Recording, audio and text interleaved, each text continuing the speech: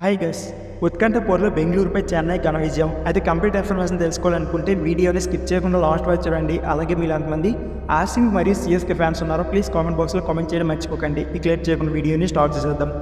ఐపీఎల్లో Chennai super Kings బోని కొట్టింది. Defending champion హోదాలో బరిలోకి దిగి తొలి మ్యాచ్లో బెంగళూరుపై ఘన విజయం సాధించింది. ఉత్కంఠభరితంగా జరిగిన మ్యాచ్లో సొంత గడ్డపై 6 వికెట్ల తేడాతో నెగ్గింది. దీంతో ఐపీఎల్ సీజన్ 2024లో పాయింట్ ఖాతా తెరిచి తొలి జట్టుగా నిలిచింది. 174 పరుగుల లక్ష్యంలో బరిలో దిగిన చెన్నై సూపర్ కింగ్స్కు బ్యాటర్లు సమిష్టిగా రాణించారు.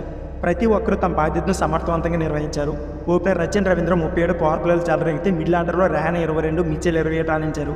ఆ తర్వాత జడేజా 25, దుబే 38 హాఫ్ సెంచరీ భాగస్వామ్యంతో చెన్నై వికెట్ కొట్టింది. 8 బంతులు మిగిలి ఉండగానే చెన్నై జట్టు తమ లక్ష్యాన్ని అందుకుంది. ఆర్సీబీ బౌలర్లో గ్రీన్ 2 వికెట్లు తీసుకోగా ఎస్దయల్, కరుణ్ శర్మ చెరో వికెట్ లభించింది. అంతకుముందు టాస్ గెలిచి బ్యాటింగ్ ఇచ్చుకున్న రాయల్ ఛాలెంజర్స్ బెంగళూరు జట్టు నిర్ణీత 20 ఓవర్లో 173 పరుగులు స్కోర్ చేసింది. యువ బ్యాటర్ అనుజ్ రావత్తో పాటు సీనియర్ ప్లేయర్ దినేష్ కార్తిక్ జట్టును ఆదుకున్నారు.